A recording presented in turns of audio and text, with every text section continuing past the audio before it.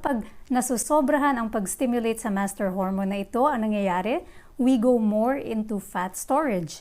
Kapag naman hindi natin masyadong nasi-stimulate or iniistorbo itong hormone na ito, we go more into fat burning. And so, parehas na strategies na ito are rooted on addressing that root cause, this master regulator hormone. Tinatawag ko po siyang si boss insulin. Karamihan sa mga Filipino food, low carb naman talaga. Tapos yung iba sa kanila, konting tweak na lang, low carb na yun. Typical Pinoy meal, ulam plus rice. Alam mo ba, kapag tinanggal mo yung rice, low carb na yun. Sa experience ko, mas magastos po ang high carbs kasi dati kumakain po ako ng 6 times a day. Lunch, breakfast, dinner, tsaka 3 merienda as compared nung naglo-low carbs na po ako na 1 o 2 beses na ako kumakain. Iniiwas tayo nito sa mga karamdaman na nangangailangan ng pangmatagalang gamutan para sa ganon ng ating mga inipon ay hindi maubos para sa pagbili ng mga gamot na habang buhay nating iinumin, kundi atin itong magamit upang mas ma-enjoy natin ang ating oras kasama ang ating pamilya. Ayon sa mga eksperto sa larangan ito, the road to diabetes started 10 years prior to diagnosis.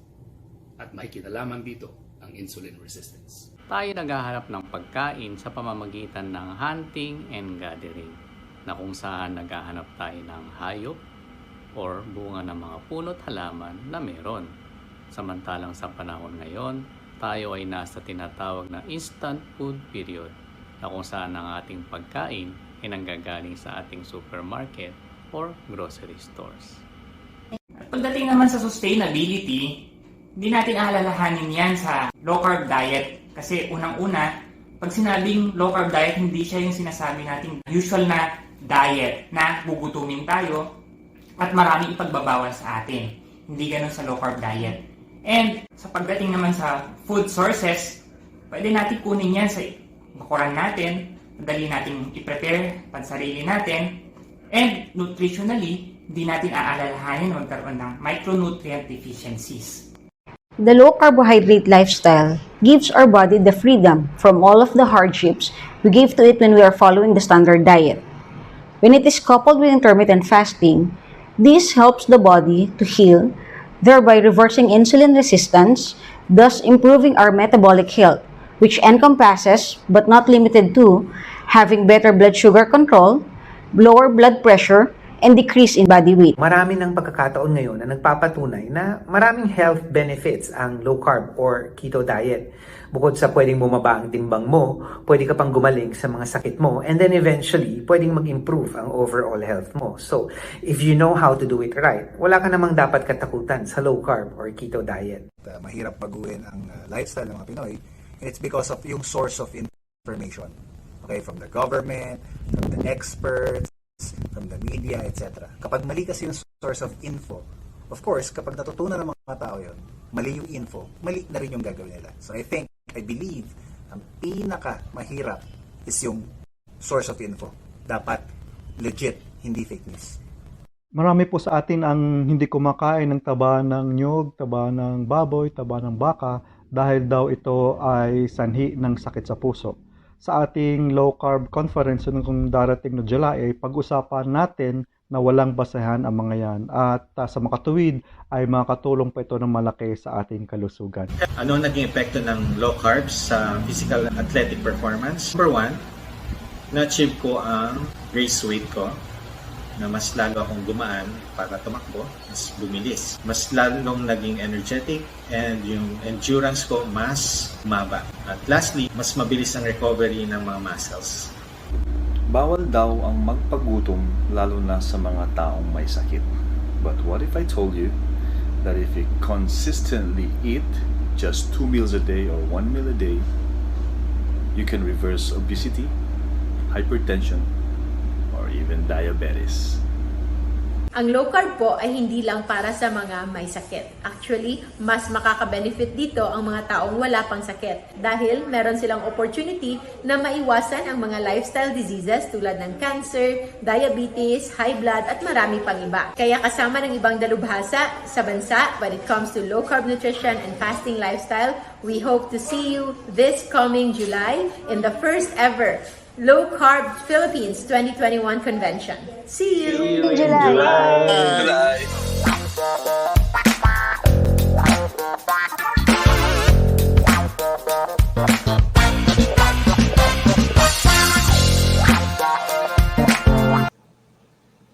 everybody! Happy Friday to each and everyone!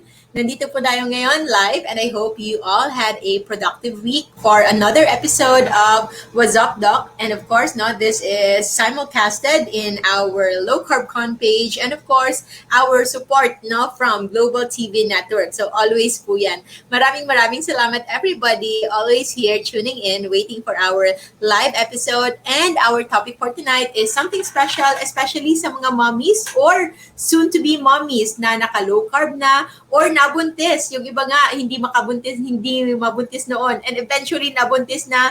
And they are now afraid to go back really to the old way of the typical diet, kumbaga, kung saan na hindi talaga maganda yung kanilang pakiramdam. So it's for the first time in their lives, they felt so good. They were even able to reclaim their fertility, nabuntis. But right now, the next problem would be, bawal nga ba mag-low carb o mag-keto kapag nagbe-breastfeed? Bababa nga ba talaga yung milk supply?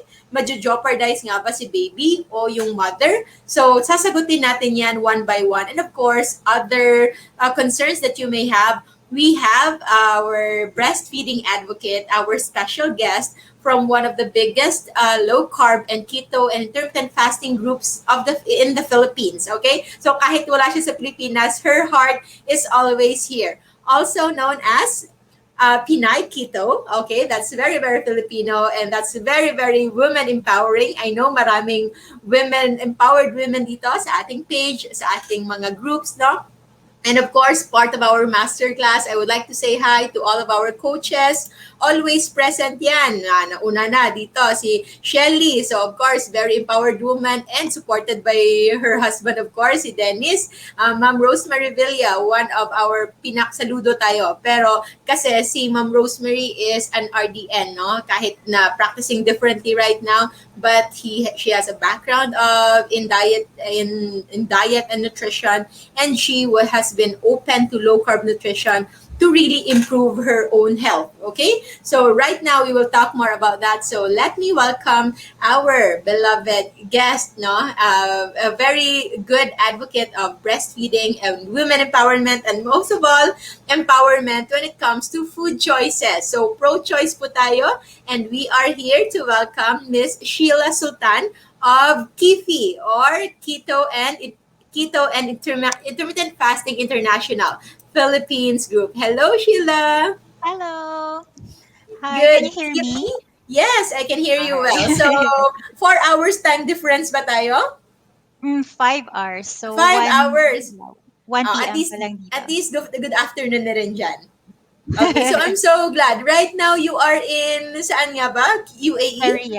Sa Riyadh. Sa Riyadh.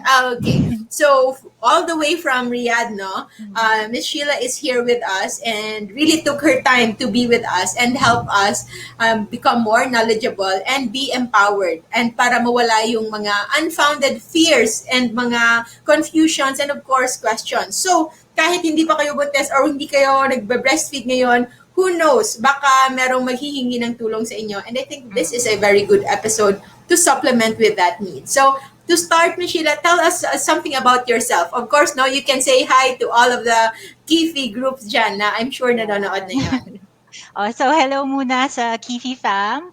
Actually, this is my first time to do a live, to be honest. Na hindi pa ako nagla-live sa loob ng KIFI. So medyo kinakabahan ako.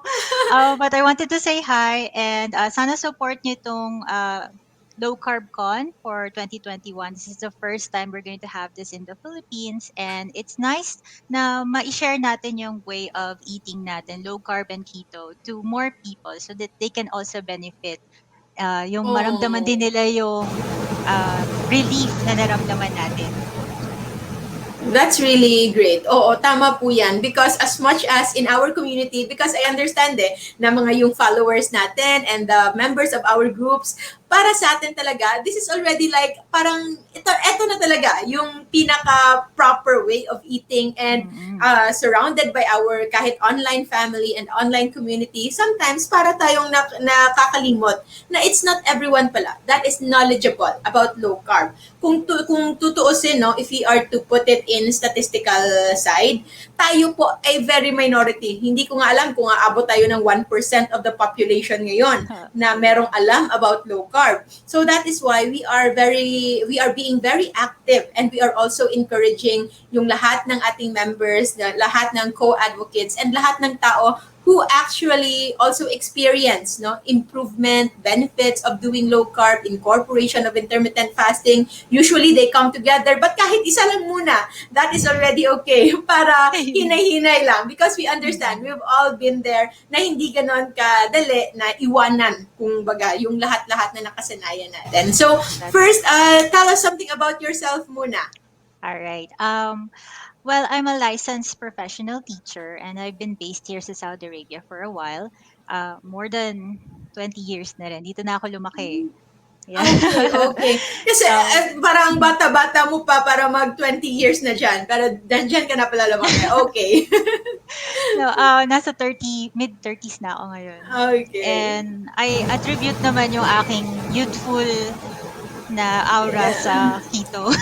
Yeah. Yes, no, talagang sinasabi youthful. Paninindigan ko na. Of course, no? So, huwag kayong mahiya kapag sinabing you look radiant. Thank you agad. Thank you so much. Oh, may pasasalamatan tayo because we worked hard for that youthful glow, kumbaga. And so as a teacher, as a teacher before, but now I'm working as a social media manager kasi nauso na ngayon ng work from home, right? Okay. And also because I have a toddler na, yung keto baby ko ay medyo malikot na. Hindi na siya baby. So I needed to be present syempre habang lumalaki siya. So I chose to go and work na medyo flexible sa oras, yung hawak ko oras ko, and nagagawa ko pa rin yung creative side ng ng work ko. And then I've been a blogger for Pinay Keto since 2017, and then an admin for Keto and Intermittent Fasting International since 2018. So marami tayong groups. Kami yung mga medyo quiet lang kami na nandyan. And we were so happy na na-invite kami ni Sir Oledan dito na to participate here kasi pareho-pareho naman tayo ng goal. Yes. And we cannot thank you enough for accepting this invitation. No? And of course, also your co-admin, si Sir, di ba? Si Cham. Yeah, he'll be joining us July 25 naman. Sa July 25 na natin na episode na live convention. So, thank you so much for accepting this because yes, marami pong groups in especially in the Philippines, and we are so happy. Kung gusto nga natin, actually yung mga graduates nga namin sa masterclass, after the masterclass, they create their own group, and we were also part of it as part of support. So, wala po yung competition. Every group, meron siyang sariling niche, kumbaga. So, meron talagang tao na you feel you belong to this group, and sometimes you need another group to supplement with this. So, for example, with Life Without Rice, it's more on food lang talaga. And as part of that, we have low carb feasting and fasting community na mostly mga tips and tricks sa mga veteran na when it comes to this way of life. And now, with Oledan still, nag-incorporate siya ng LCFF push-up challenge para to move forward, kumbaga, magkakaroon na ng some degree of mobility para merong hindi lang talaga just nutrition, but overall wellness. So, with Kifi naman, I think I've been a part of Kifi then before pa. Although, sa dinabi-dabi ko ng groups na sinalihan. So, they're all, marami na talaga, magkakaiba lang yung mga pangalan. But this is just showing that it's becoming more acceptable And it's good news for all of us. And us working together in this low carb con really provides the necessary noise that we all stand together para i-defend ito. So we are in a democratic country. Even if you are there, I know your heart is always here. Kasi nga, kahit yung vlog mo, it's Pinay Keto talaga. And that was still 2017. So 4 years na, going 4 years na talaga. Or nag 4 years ka na ba? Yeah, actually, 2015 talaga ako nag-start ng keto. Oh, But I wasn't wow. vlogging then. Kasi parang Busy pa sa work. Hindi so busy sa work. Parang wala ka lang kausap kasi. So parang hindi mo... Mostly yung learning mo is from abroad talaga because during that time, keto was not yet a thing in the Philippines. Hindi pa talaga siya ganon ka widespread. And kung meron man, it was, yun yung term, no? It was parang a taboo or parang experimental or parang extreme, para siyang extreme diet na natatakot yung iba. So 2017 ka pa nag-start. So can you tell us about your keto story? At nabanggit mo kanina your keto baby, nakaka-intriga yon. So what was that? Okay, bale, I started IF noong 2010. I read this book from Brad Pillon. Pero hindi ako low carb. Yeah, actually kami ni Oledan started the same way. Started with fasting talaga and then low carb eventually just came in. So, nag-fasting ako, nagagawa ko naman yung 16 hours, pero hindi ako nag-lose ng weight. Parang ano lang siya, maintenance ng weight. Kasi pag uwi ko, may guava juice pa rin ako, may Pringles pa rin ako, may mga kuno-anong prutas pa rin ako. And then, ang dami ko nga sinubukan na nag-try ako mag-calorie deficit, mag-calorie counting. There was a time na nag-running ako 1.5 hour a day. May 3 times a week yoga pa ako. May, as in, nag-juicing pa ako. Parang lahat na yata sinubukan ko. Pera na lang surgery, di ba? Parang gano'n. Oh. But were you overweight then? O hindi naman talaga? Or a little overweight when you started? Nung 28 ako, I started gaining weight. And parang nahihirapan akong lose, not like when I was younger. Yeah, so apparently, I can relate. Apparently may PCOS pala ako. Oh. And it went I went unmedicated for a while kasi hindi ko naman alam until such time na we wanted to get pregnant na nung nagpakasal ako. Doon namin na-realize na I had PCOS. Nagpo-work up kami and all that. And PCOS lang pala talaga ang problema. Tapos, the first doctor, medyo blunt siya Sabi lang niya sa akin, kumakain ka ba ng patatas? Kumakain ka ba ng burger? Kumakain ka ng french fries? Tigil mo yan, 3 months. Sabi niya ganyan. Tapos, hindi niya ako in-ultrasound. Hindi niya ako wala siyang pinagawa. Sabi lang niya, mag-lose weight ka. So, parang ako naman hindi ako napansin ni Doc.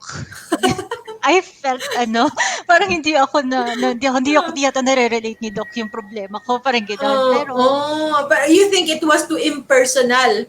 Parang parang yun na checklist, parang you were deduced. At parang you were deduced to someone who is eating junk foods. Yun lang. Yun lang. So parang na-hurt ako, tapos ayoko na bumalik in 3 months. Parang gano'n. And then, I found another doctor na mommy siya ng estudyante ko. Si Doc Dueñas. And she was very kind and very, how do you say this, yung nakaka-relate talaga siya. And we did workups and of course, nag-time na yun, pinaglo-low carb na rin niya ako. Pero medyo aggressive ang approach niya. Nag-clomid kami, Tufaston, Metformin, mga ganon. Pero hindi pa rin ako mabuntis. Until such time, sabi niya, magpahinga muna tayo. After 6 months na natin ulitin to, sabi niya ganyan. So yung 6 months na yon, ni-refresh ko yung mind ko sa low carb. So, nagbasa uli ako ng low carb na sige na nga, seryosohin ko na nga to. And then, it's like a rabbit hole. Hanggang sa, from low carb, nauwi ka na sa keto. Tapos parang, sige na nga, gawin ko na rin to. And it was kind of scary kasi parang wala ka pang makita mga medical na articles about it. So, hindi ko siya binabroadcast na I'm doing keto. I'm just doing it for myself kasi parang, what if I fail? Edi, parang, sabihin ng mga tao. May ganun fear ka, di ba? Na baka you're making the wrong decision tapos binobroadcast mo sa madla na you're making the wrong decision.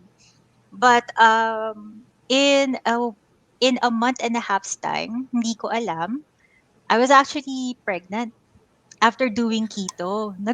Yeah, that's parang umuwi kami ng Pilipinas, nagbakasyon kami, and nag-ease off ako sa keto. Medyo low carb, pero nagtitake ako ng mga, what they call this, kumakain ako ng mga, syempre, yung mga sweets na na-miss ko, ganyan. And I was kind of queasy, and I wasn't sure if it was jet lag or not. Turns out, pregnant pala ako. So, tuwa yung doktor ko. Parang ako pa naman, at that point, parang sabi ko sa sarili ko, kung hindi ako mabuntis, siguro, it's okay. Parang, I will accept it.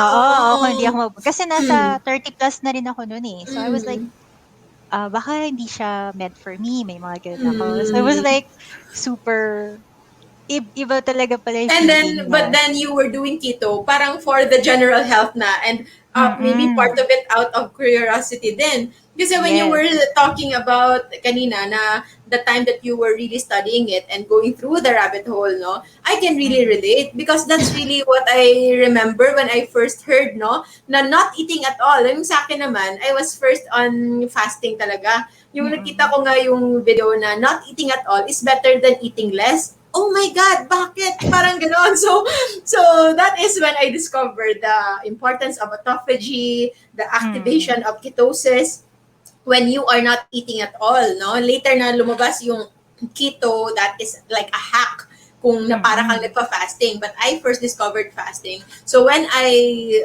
learned about it, grabe talaga, hindi mo ako maalis sa YouTube, sa lahat-lahat ng mga possible na mga sites, no? I went back to my biochemistry book, tiningnan ko ulit, and it's all there. Posible nga pala talaga. So, I can relate to your feeling na, oh my God, nakaka-overwhelm, tapos ako lang muna, wala muna akong sasabihan. Sa akin lang muna to. Until, of course, the first person that I shared it with was my partner, and of course, my mother. At right then and there, we jumped into 4.5 day na water fasting.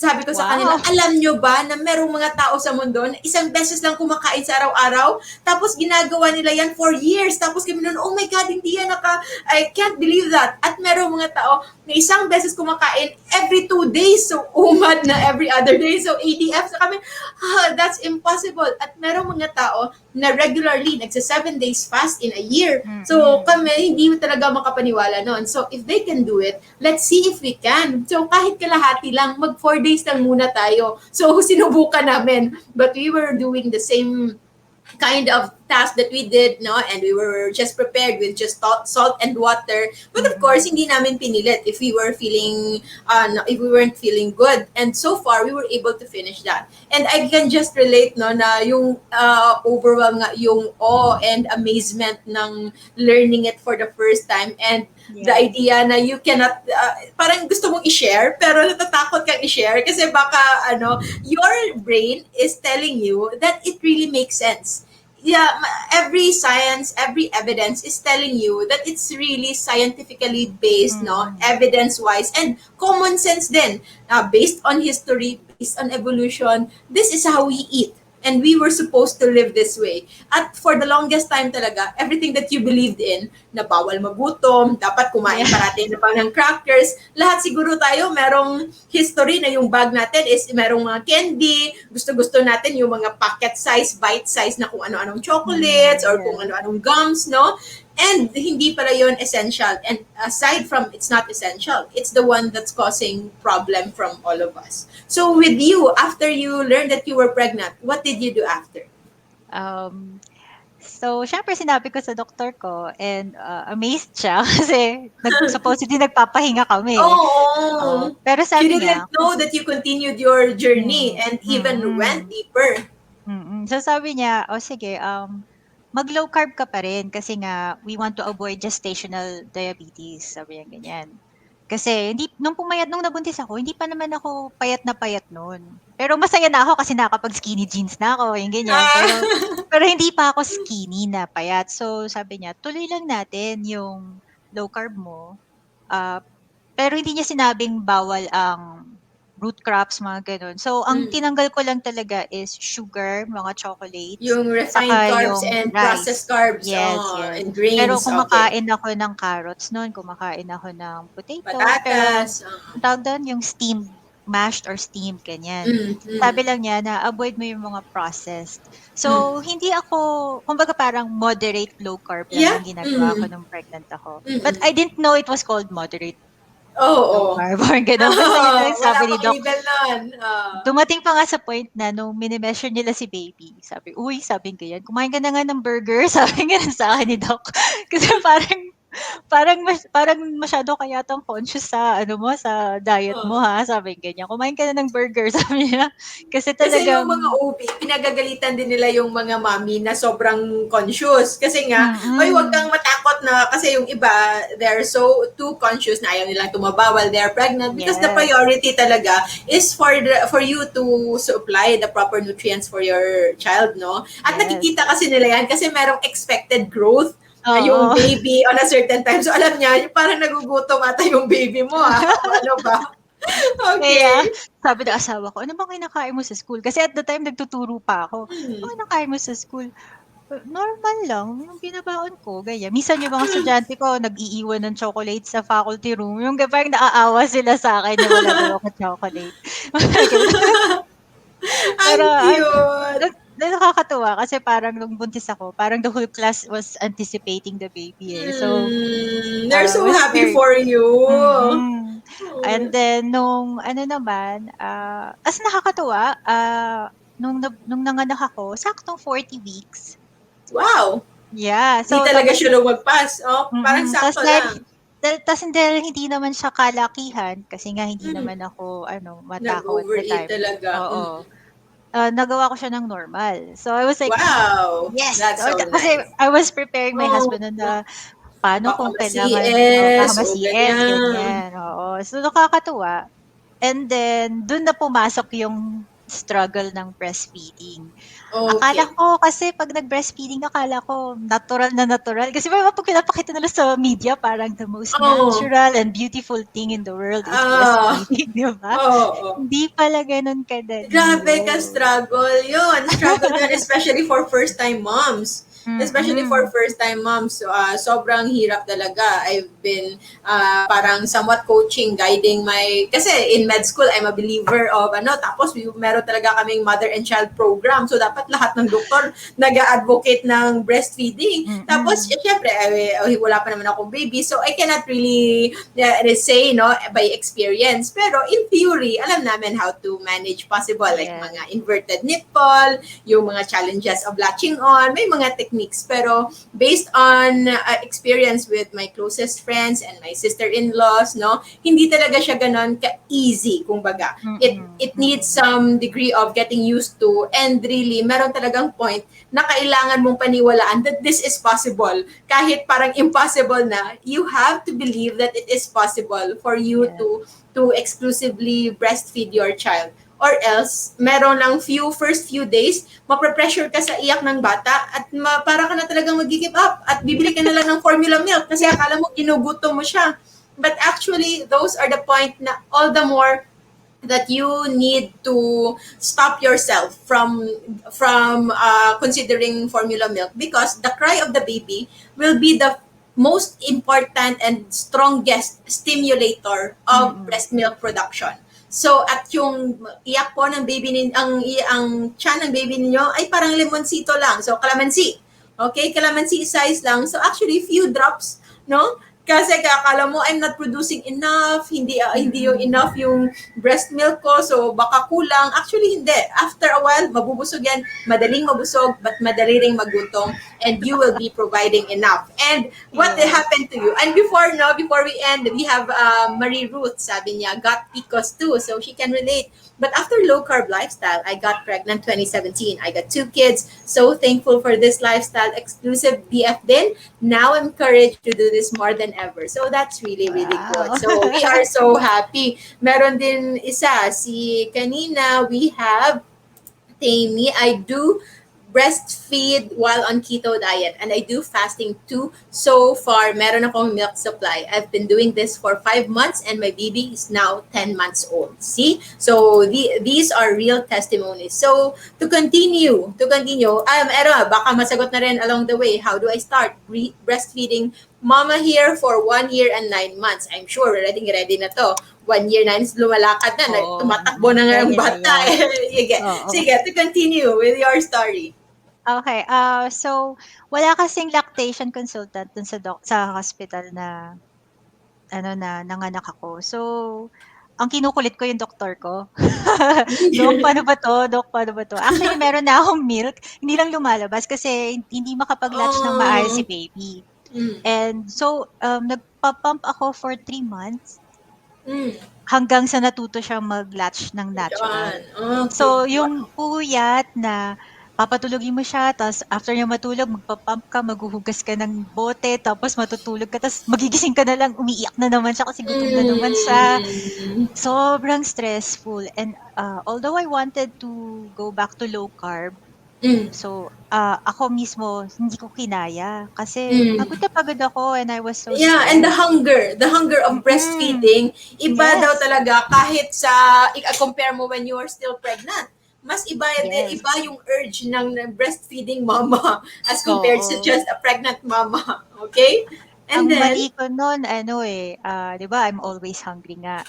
I had this mentality na I'm eating for 2. Yan. Yeah. I Yun deserve talaga. this. I deserve this kasi I'm eating for 2. Ang mali, nagkaroon ako ng addiction to chocolates.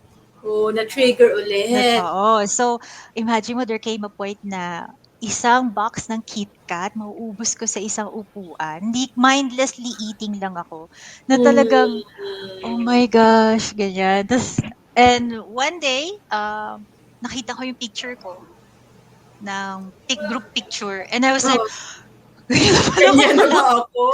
Kaya pala ako kalaki. Parang ganun. Parang, oh my God, parang ganun. That was like my Wake-up call. Wake-up call. Kasi heaviest wake up in my entire life talaga. Na heavier pa compared when I was pregnant. So parang I was like, this has to stop. Kasi bukod sa looks ko, there are implications ng health-wise, syempre, no? Kung hindi ko mababalik yon. Pero andun din yung worry na, kasi nagbe-breastfeed pa si baby. And hindi pa siya nag-solids at the time. Okay. So, nag-start akong nag-start akong tanggalin yung mga, paano ba natin sisimulan? Kasi ganyan na. Ideally sana, mag-start kayo kapag nagsasolids na ng konti si baby. Para if ever na mag-dip yung supply, merong other source ng nutrients si baby na pagkakainom na siya or kung sakaling nagmi-mix feeding kayo ng formula. Ang ginawa ko noon, dito, inantay ko na nagsusolid na siya kahit papaano, bananas, avocados, mga ganyan. And then, nag-start ako na alisin man lang yung mga junk food and yung mga sugary refined na mga soft drinks, mga ganyan. Talagang sinabi ko sa asawa ko, wag ka nang bumili. And even if I say, sa bahay. even if I say, bilan mo ko, you have to resist. Ganyan. Kasi it's just the craving talking. Sabi ko ganyan. You have to help me. It's important to have the support of your spouse or your family members inside your home. Kasi I realize hindi to doable for everybody. Pero your success lies a lot in yung first few months mo na sinasanay mo yung sarili mo na walang sugar, na walang tamis masyado sa kinakain. So, naman, yung asawa ko naman is always very supportive naman siya. So, yan, slowly. And then, nung nag-start na uli ako, by that time, 20 months na si baby. So, kung ready na siya, kumakain na siya. And nag-calorie deficit na ako agad. Calorie deficit na strict keto. Pero hindi pa nagfa-fasting. Kasi I was in the mindset na gusto ko na mag-win. And I know na eventually bababa din ang kapag nag-calorie deficit ako. Kasi kapag sa breastfeeding naman kasi, pwede namang di maapektuhan yung milk supply mo if you're eating enough. Yun ang key doon. You can weed out yung mga high carb, you can replace it with galactagogues, yan, yung mga leafy greens natin. Yan ang i-replace nyo, or eggs, yan ang i-replace nyo sa kanin. Or sa bread naman, nowadays marami ng keto bread recipes and accessible na ang mga recipe, ang mga ingredients, right? So it's easier na. So, ang tawag dito, ang kalaban mo talaga sa simula is yung sarili mo, Yes, yung yes. motivation mo na to see it through. And then, syempre, andun yung mga tao na pag nagtanong ka, pwede na ba ako mag-breastfeed? Pwede na ba ako mag-keto? Breastfeeding ako. Tapos sasabihin nila, wag muna, kawawa si baby. Na parang, bakit? Kasi hindi naman, nutrient dense naman ang ang low carb sa keto. So, anong sinasabi nila na nami-miss na nutrients? So, technically, you're just cutting out sugar and you're replacing it naman with dietary fat na healthy naman, di ba? So, wag tayong matakot na mag-low carb. Although, sabi ni Dr. Enfeld, dun sa diet doctor, sabi niya, ang mga naglo-low carb na breastfeeding should aim for at least 50 grams of carbs per day. So you can get it from veggies, you can get it from yung mga nuts and some fruits like berries, yung mga allowed na berries. Pero syempre, wag naman berries. Syempre, handful lang. Handful lang. Yung portion control din natin dapat andoon. And then, ang tawag dito, saka meron nga palang, na-discuss na rin to sa mga keto groups, sa mga low carb groups na may mga breastfeeding moms, na yung sa pag-fasting. Yung pag-fasting kasi, ang tendency kasi natin pag nag-fasting tayo, hindi tayo kumakain nga, di ba? So, bumababa yung calorie intake natin. Even if hindi natin sinasadya, lalo na yung mga hindi nagtatrack ng macros nila and ng calories nila. Ngayon, pwedeng maapektuhan yung supply ng milk kapag kumukonti ang kinakain mo. And kaya ang sabi nila, pwede ka naman mag-fasting pero wag mong pilitin ang sarili mo. Yeah. Wag mo i-force na kailangan 16 hours, kailangan 14 hours matapos ko. You have to be intuitive sa katawan mo kung nararamdaman mo na nahihilo ka or nahihirapan ka, then of course you have to stop, 'di ba? You have to listen to your body. Yan yung ibig sabihin.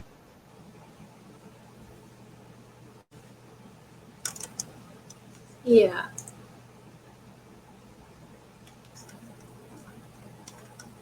Wait, no, hindi kita marinig. Sorry ha. Let's see. Okay lang ba? Can you hear me? Okay na. Yes, okay na. Yan. Okay. So, sorry. We were talking about fasting? Yeah. Okay, yan. So, we were talking about fasting and we were saying na pwede naman, basta wag mo lang i-push yung sarili mo. And then, there is also a very small risk, like less than 10 published na cases. What do we call lactation acidosis? Lactation-induced ketoacidosis. So, alam naman natin na iba ang ketoacidosis sa sa nutritional ketosis. Sa ketoacidosis, parehong mataas sugar and ketones natin. So, that could land you in the hospital, syempre. Although, of course, equipped naman ng mga emergency rooms to help you do that, to help you fix that, kumbaga. Pero syempre, andun yung nakakatakot, may hilo ka, may nausea, may And it's really a real medical emergency if ever mangyari yun. But it won't really happen if you do not have pre-existing condition in the first place, like you're not type 1 diabetic or you are kahit type 2 diabetic, but if it's controlled, no, pwedeng hindi talaga yun mangyari. Those are very dismal. Very small lang naman. Although there's a risk, very small percentage of people actually develop that. So, wag kayong matakot na mag-low carb, pero hinay-hinay sa fasting. Ayun. And then, ano pa bang next? Siguro, tips on what to eat? Sure, yes. Okay. Alright. So, I mentioned already na wag matakot mag-low carb during breastfeeding. Tapos, another tip is yung wait out nyo muna yung first 3 months postpartum. Kasi naturally, maglulose tayo ng weight. Kasi, di ba, bumababa yung hormones. And then, yung malambot na puso nyo, eventually, liliit na rin naman ang uterus. Sa simula lang yan malaki, di ba?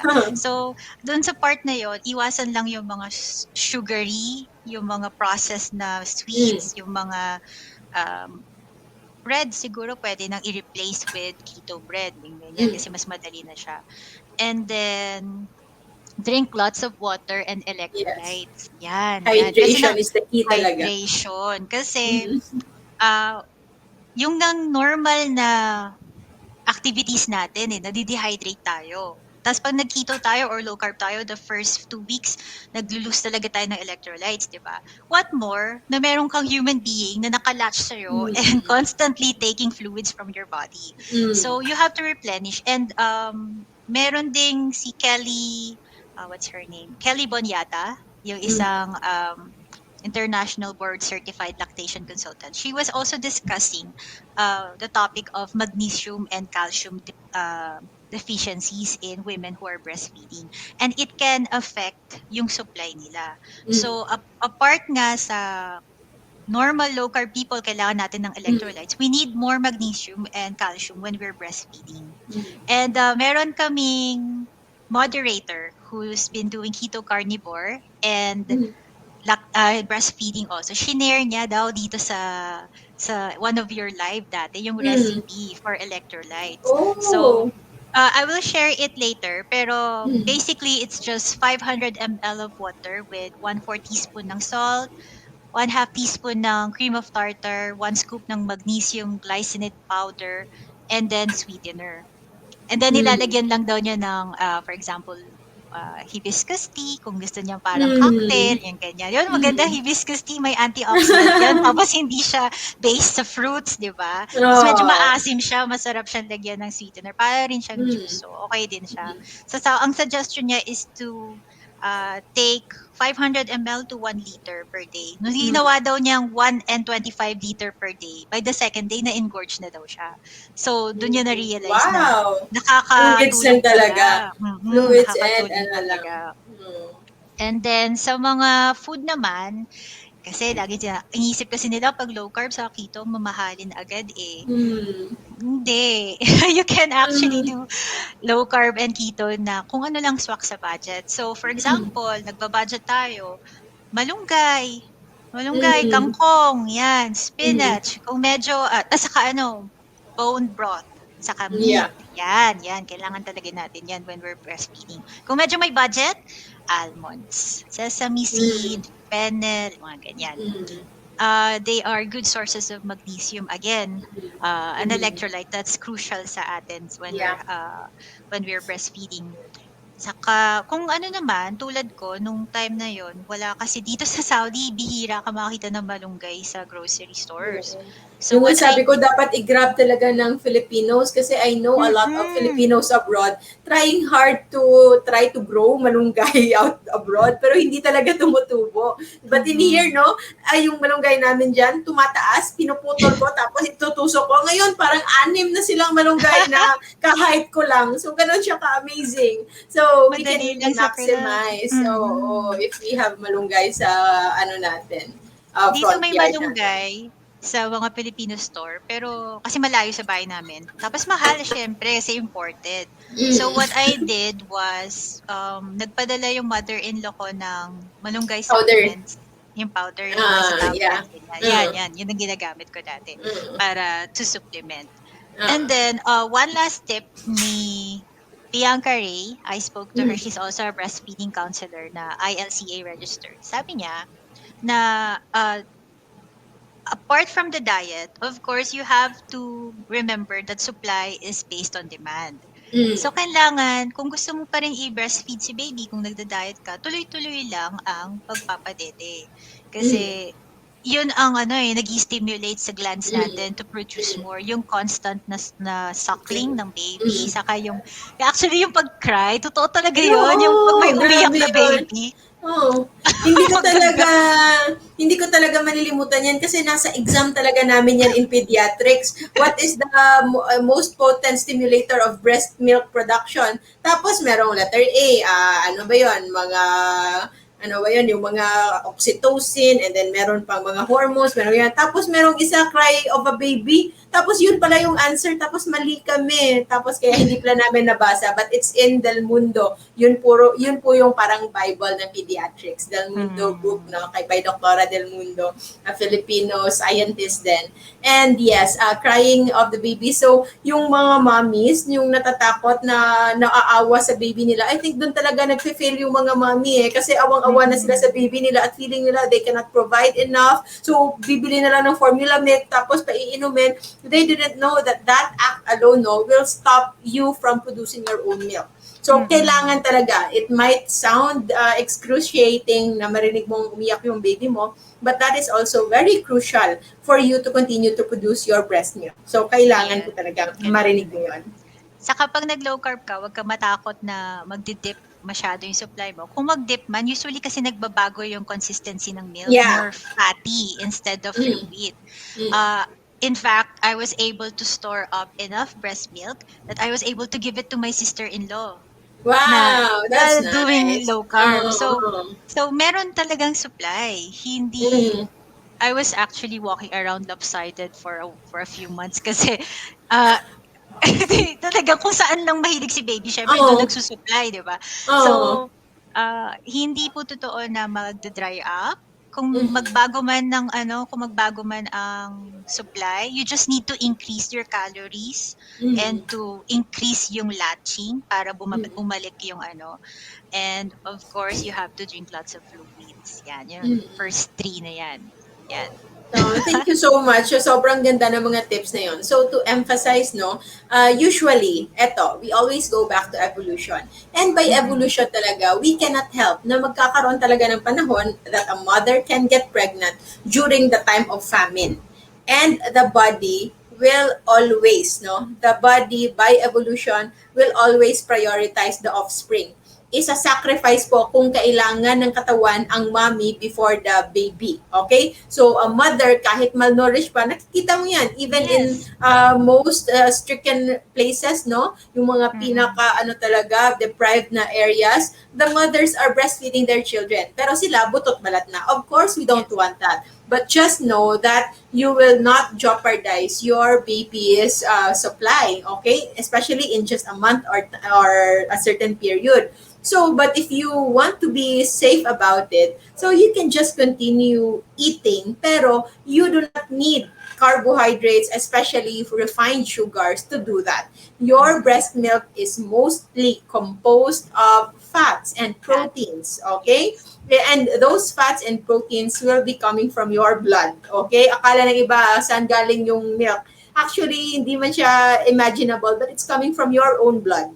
And whatever is in your blood can be converted into milk, and it will depend on your own food intake and the one that's in your body. So actually, okay lang talaga that you go into low carb. And with keto naman, of course, you don't do it a long time, especially earlier, because keto will be mimicking fasting. Para kang naka-fasting sa panahon na yan. And of course, as much as possible, as much as fasting is therapeutic, just like what happened to you when you got pregnant. You gave your body a signal, a break from harvest season. Nag-fasting ka, and actually that allowed you to heal, kaya ka nagkaroon ng fertility again, you were being so fertile and nabuntis ka, and you were able nga to create your keto baby. But then again, it's not sustainable na mag-keto ka forever. By we say keto eto alam na natin, most of our viewers are no longer beginners. So with keto, sinasabi talaga natin 75% fats, okay? 5% carbs and 20% proteins. So, it's not sustainable kung ganyan talaga because mangangayayat ka. You will lose a lot of your muscles, especially if you are active, and especially that you are producing breast milk na meron ding whey and casein that are proteins. So, it's important to do low carb, maybe low carb with high protein and high fat. So, by high, 35-45% of your daily calories, high na po yan. If you have problem understanding this, don't worry. We will discuss more of this in our low carb con. And also, if you want, you can also join our LCF masterclass kung saan kino-compute talaga kung gusto mo lang. But kung ayaw mong mag-compute, meron namang mga calculators available in Google. Pwede lang po yan. So, to emphasize what Sheila said, kung gustong mag-fasting, hindi kailangan intentional. But we do not want you to make breastfeeding as an excuse to keep on eating. Okay? So, kung walang ganang kumain, then don't. Just make sure you are well hydrated. Kung merong ganang kumain, then kumain. But kumain ng real food as much as possible, devoid of sugar and processed foods. And kung titing naman when it comes to the baby, the first 4 months is most essential. Kasi yun yung time na yung baby mo is very dependent pa talaga sa'yo. 4 to 6 months, your baby will now start to have neck stability. So, pwede na siyang makaupo with assistance, and that's already the time na pwede na siyang sumubo. Okay? Pwede na siyang mag-try ng soft foods para hindi siya para hindi siya ma-choke sa kinakain niya. Okay? So, that's already a time then that you can also start doing more strict, for example, more strict keto or more strict low carb para mas yung healing mo din will also be better. And with breastfeeding difficulties kasi parang pwede siyang maging vicious cycle. If you are not knowledgeable about it, it can be a vicious cycle. The mother can have depression, yung iba nga nako-fall pa sa parang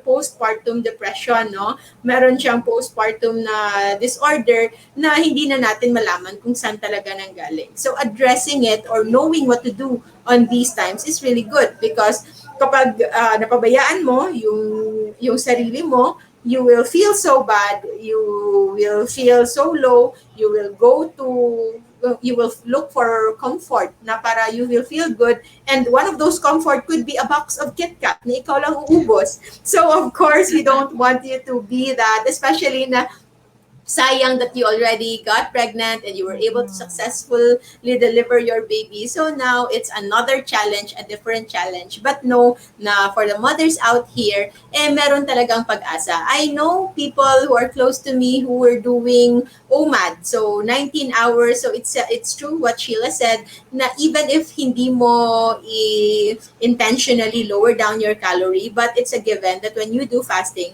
kumukonti talaga yung iyong calorie intake. So when you do fasting, if ever, especially after 6 months na yung baby nyo, try to plan ahead your food para yung food na gagawin nyo is really enough for you.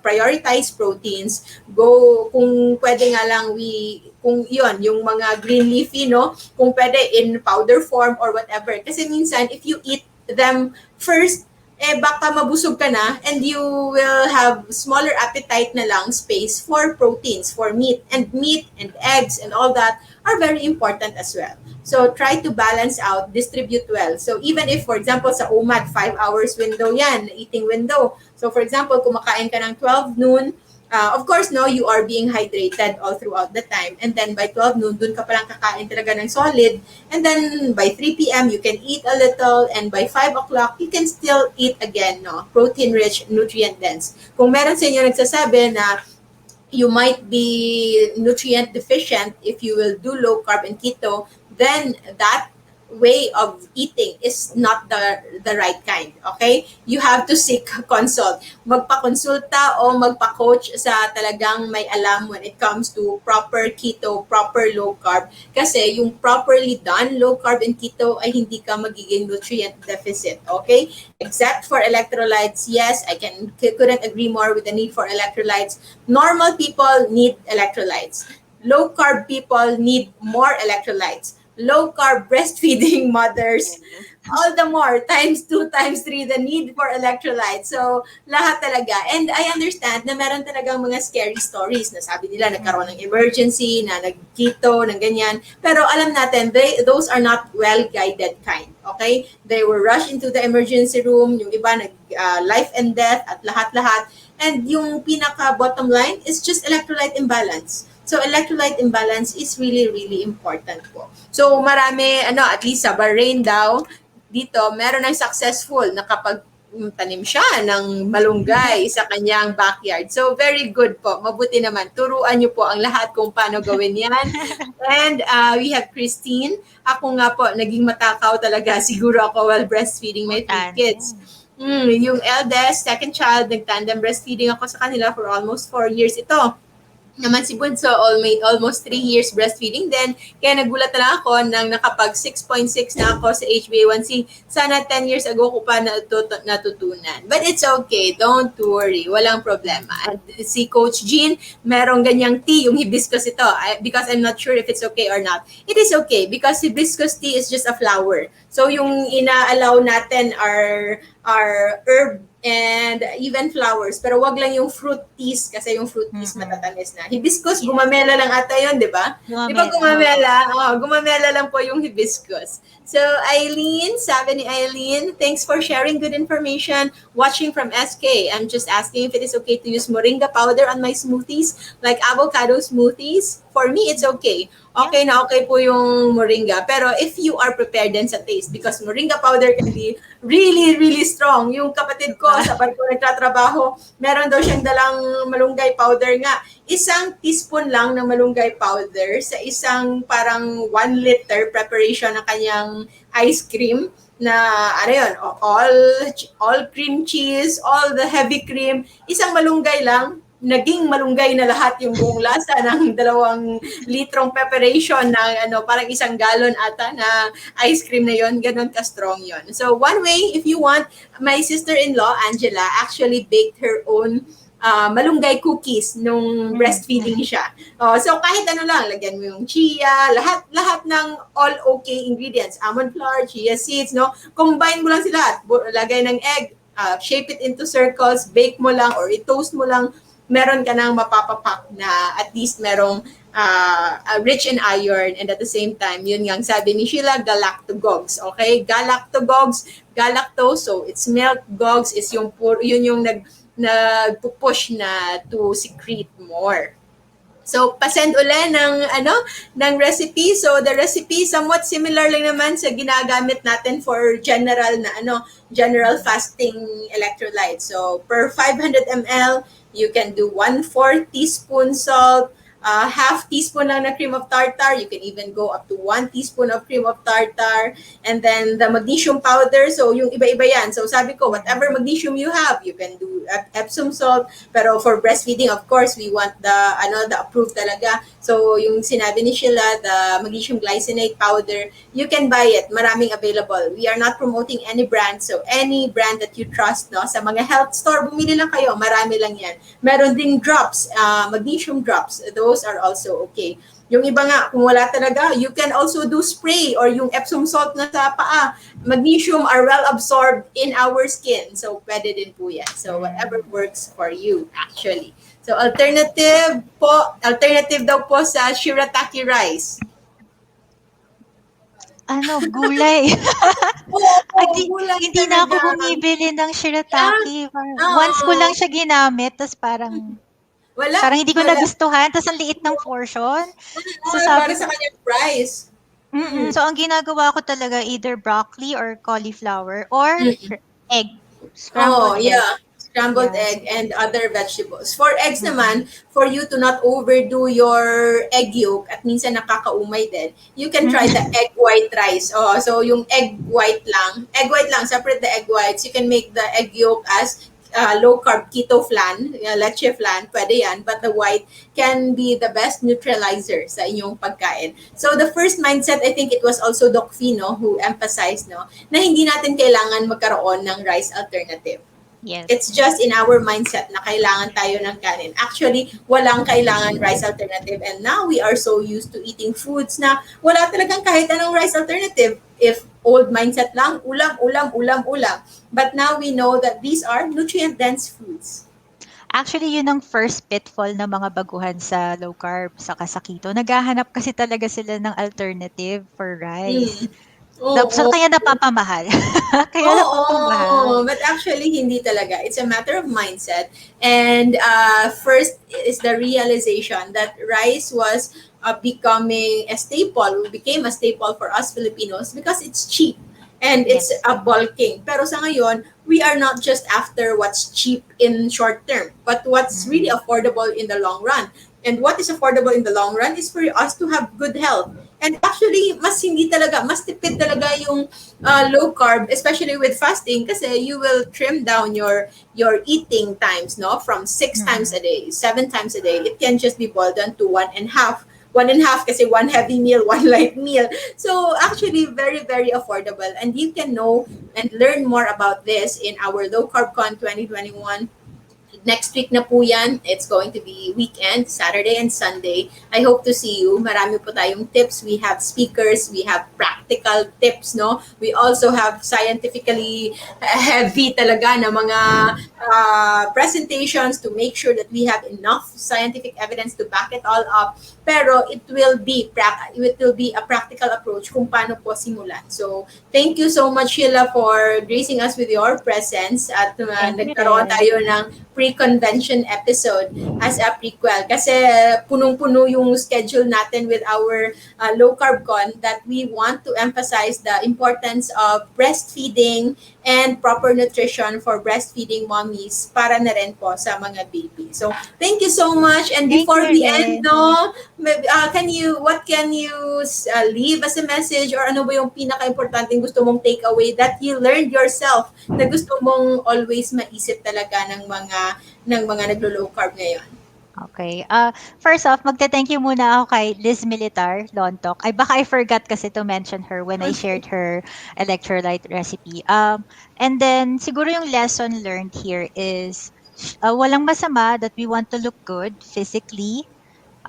Pero ang mindset na dapat natin ngayon is vitality and yung ating health. Hindi nagpapapayat tayo, naglo-low carb tayo, not because dahil lang sa vanity, but because we want to be healthy, live longer, and be more present para sa mga anak natin in the future. Kasi nowadays, ang dami talagang mga sakit na lumalabas na how I wish I could tell them na low carb ang sagot. Pero kasi the mainstream na na documentation ngayon is more high carb. So, syempre, hindi nila ako papakinggan kasi hindi naman ako doktor. So, I'm so happy to see a low carb convention na ang daming doctors validating our belief that the low carb way of eating is plausible, it's something that's sustainable, and something that we can actually say na it's backed by science. Ayan. Yeah. So,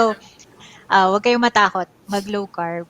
But syempre, if you have any underlying medical conditions, please consult your doctor. Ayan. So makikita nyo po doon sa website ng Low Carb Con, ang daming line-up ng doctors. Nakakatuwa.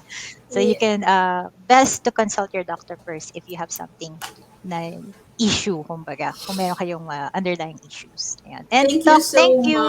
Welcome. Thank you for having us. Okay, of course, no, it's not going to be it's just the first time, pero we will still have a lot of things to do in common in the future because we have the same advocacy talaga to help so many. So, invite them in your group. Yes. So for those who are complete newbies, kasi yun talaga ang namin ang tinuturuan namin. You can join us at Keto and Intermittent Fasting International on Facebook. And we help Filipinos learn about the ketogenic diet, lose weight without diet supplements, yan, natural lang, and then basically teach you to do keto until such time na ready na kayo diverge into different types of low carb kasi maraming kinds ng low carb depending on the needs of your body and your lifestyle. So kami, we're more on standard keto. Ayan ang muna namin tinuturo for beginners. But of course, sabi nga ni Doc, maraming ibang groups na niche, kumbaga. Depending. Merong groups for runners, merong groups for bodybuilders, may mga groups for mommies na nagbe-breastfeeding. So, don't be afraid to join the groups and then participate. And of course, read the units. Mag-read po tayo ng mga learning guides. Yun ang una-una natin dapat ginagawa. Yung learning guides. Kasi prepare yan ng mga admins ng mga group so that you can learn faster. Ayun. So, thank you, so Doc. much. And thank you so sa lahat ng nanood. Sige, smile muna. Picture muna tayong dalawa. Sige. Smile. Thank you. So that is Sheila. Hello, Sheila Sultan of Keto Intermittent Fasting International. It's a very friendly and accommodating talaga na group, no? Don't be shy to be a part of the groups. At huwag kayong ma-overwhelm sa dami ng groups. Libre lang naman yan. Yes. Mas mabuti nga yun. When I was starting, I think, no, all of my following talaga puro ganyan. At I think it really helped na yung nagpa-flood sa timeline mo ay puro ganyan. Kesa naman yung mga love meats, whatever. Puro pagkain ng mga high carb na bigla-bigla kang papabilihin ng kung ano-ano. So it's better to be flooded with the right kind of information para mas madali yung journey natin. So again, we are inviting everyone to join us in the upcoming Low Carb Con, July 24 to 25 po. You can register and you can also see the list of the role of speakers sa lowcarbcon2021.com/May. Nandun lang po tayong lahat. And thank you so much again, Ms. Sheila Sultan, and and you know, I know you're a Muslim, right? So religion is not hindrance to practice this. Okay, so lahat po, that's the beauty with low carb and keto. It's very, very much flexible. It can fit anybody's lifestyle and anybody's locality. May pagkain dyan. Kahit saan ka matrap, once you are knowledgeable with the proper way of eating, hindi ka talaga maluloko. Alam na alam mo if it's approved or not approved. So, see you again. Thank you very much, everybody, for watching. Maraming salamat. And for those who don't worry, we will try. Kasi marami pa mga tanong dito. But for the lack of time, we invite you to join our groups and ask your questions there para po mas matulungan din kayo. So here's our official video teaser for the Low Carb Con 2021 and hope to see you there. Maraming salamat, everybody. Thank you. Kapag nasusobrahan ang pag-stimulate sa master hormone na ito, ang nangyayari, we go more into fat storage. Kapag naman hindi natin masyadong nasi-stimulate or iniistorbo itong hormone na ito, we go more into fat burning. And so, parehas na strategies na ito are rooted on addressing that root cause, this master regulator hormone. Tinatawag ko po siyang si boss insulin. Karamihan sa mga Filipino food, low carb naman talaga. Tapos yung iba sa kanila, konting tweak na lang, low carb na yun. Typical Pinoy meal, ulam plus rice. Alam mo ba, kapag tinanggal mo yung rice, low carb na yun. Sa experience ko, mas magastos po ang high carbs kasi dati kumakain po ako ng 6 times a day. Lunch, breakfast, dinner, tsaka 3 merienda as compared nung naglo-low carbs na po ako na 1 o 2 beses na ako kumakain. Iniiwas tayo nito sa mga karamdaman na nangangailangan ng pangmatagalang gamutan para sa ganon ng ating mga inipon ay hindi maubos para sa pagbili ng mga gamot na habang buhay nating iinumin, kundi atin itong magamit upang mas ma-enjoy natin ang ating oras kasama ang ating pamilya. Ayon sa mga eksperto sa larangan ito, the road to diabetes started 10 years prior to diagnosis. At may kinalaman dito ang insulin resistance. Tayo naghahanap ng pagkain sa pamamagitan ng hunting and gathering, na kung saan naghahanap tayo ng hayop or bunga ng mga puno't halaman na meron. Samantalang sa panahon ngayon, tayo ay nasa tinatawag na instant food period, na kung saan ang ating pagkain ay nanggagaling sa ating supermarket or grocery stores. Pagdating naman sa sustainability, hindi natin alalahanin yan sa low carb diet kasi unang-una, pag sinabing low carb diet, hindi siya yung sinasabi nating usual na diet na gugutumin tayo at maraming ipagbabawal sa atin. Hindi ganun sa low carb diet. And sa pagdating naman sa food sources, pwede natin kunin yan sa bakuran natin, madali natin i-prepare pansarili natin, and nutritionally, hindi natin aalalahanin na magkaroon ng micronutrient deficiencies.